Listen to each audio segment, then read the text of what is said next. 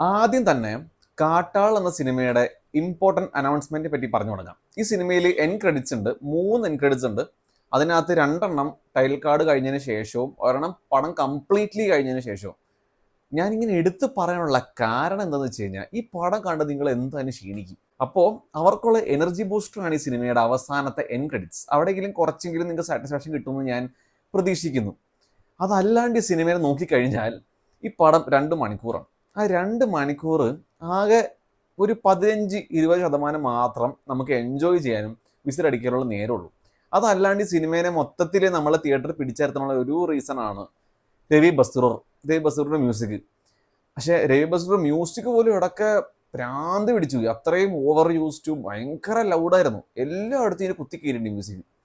പക്ഷെ എന്നാലും അതൊരു സെയിം ഫാക്ടർ തന്നെയായിട്ട് കണക്കാക്കാം. ഈ സിനിമയുടെ ഒരു രീതി ഞാൻ പറഞ്ഞുതരാം. ഈ സിനിമ തുടങ്ങി ഒരു അരമണിക്കൂറിന് ശേഷം ഈ പടത്തിൻ്റെ ഒരു 2 ഡയലോഗ് ഉണ്ടാവും, 2-3 ഡയലോഗ് ഉണ്ടാവും. അതിനുശേഷം ഒരു അന്തം കുന്തില്ലാത്തൊരു ആക്ഷൻ. പിന്നെ വീണ്ടും കുറച്ച് കഴിഞ്ഞ് 2-3 ഡയലോഗ് ഉണ്ടാവും. പിന്നെ വീണ്ടും ഒരു അന്തം കുന്തില്ലാത്തൊരു ആക്ഷൻ. അങ്ങനെയാണ് ഈ സിനിമയുടെ ഒരു സ്ട്രക്ചർ. ഒരു പ്രോപ്പർ സ്ക്രീൻ പ്ലേ ഇല്ലാത്ത, ഒരു പ്രോപ്പർ ഡിസൈൻ ഇല്ലാത്ത, ആക്ഷൻ പോലും മര്യാദയ്ക്ക് ഇല്ലാത്ത ഒരു ആക്ഷൻ പടമായിട്ടാണ് ഞാൻ കാട്ടാള എന്ന സിനിമേനെ വിവരിക്കുക. ആക്ഷൻ എല്ലാം ഒറിജിനലാണ്, പക്ഷെ ഇങ്ങനെ എല്ലായിടത്തും കുത്തിക്കയറ്റി അതിന് ആക്ഷൻ പടം എന്നൊക്കെ പറയാൻ പറ്റൂ? ഏതൊരു സിനിമയാണെങ്കിലും ആക്ഷൻ പടം ആയിക്കോട്ടെ, എന്തും ആയിക്കോട്ടെ, ഒരു ഇമോഷണൽ കണക്റ്റ്, ഒരു സോള്, അതെല്ലാം വേണം. ഒന്നും ഇതിനകത്തിലെല്ലാം കംപ്ലീറ്റ്ലി മിസ്സിംഗ് ആണ്. ആക്ഷൻ സീക്വൻസിൽ പോലും പഞ്ചില്ല. ആകെ പഞ്ച് തോന്നിയത് ഇതിനകത്ത് ഇന്റർവെൽ തൊട്ട് മുന്നേ ഒരു ഹോസ്പിറ്റലിൽ നടക്കുന്ന സീക്വൻസ് ഉണ്ട്. അത് അത്യാവശ്യം കിടിലൻ തന്നെയായിരുന്നു. അതിനുശേഷം ഇന്റർവെല്ലിന് ശേഷം ജഗദീഷിന്റെ ഒരു സീനും ക്ലൈമാക്സും വലിയ കുഴപ്പമുണ്ടായില്ല, തിരക്കേടില്ല എന്ന് തന്നെ പറയാം. അതല്ലാണ്ട് മൊത്തം സിനിമ ഇങ്ങനെ ഊഹയാണ്. അത്രയും മോശം ക്യാരക്ടറൈസേഷനും അത്രയും മോശം റൈറ്റിങ്ങും.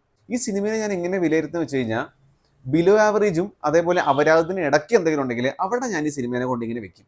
പിന്നെ ലോജിക്ക് നോക്കി പോകാനാണെങ്കിൽ അതിനും കുറേ സാധനങ്ങൾ കിട്ടും. നല്ല രീതിയിൽ ട്രോള് ചെയ്യാനും കുറേ മണ്ടത്തരങ്ങളൊക്കെ ചെയ്തു വെച്ചിട്ടുണ്ട്.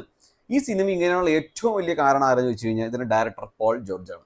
പിന്നെ റൈറ്റേഴ്സ് പോൾ ജോർജും ജോബി വർഗീസും ജിറോ ജേക്കും പിന്നെ ഡയലോഗ്സ് ബൈ ഉണ്ണിയാറും. ഇവരൊക്കെയാണ് ഇത് ഏറ്റവും വലിയ കുറ്റക്കാർ.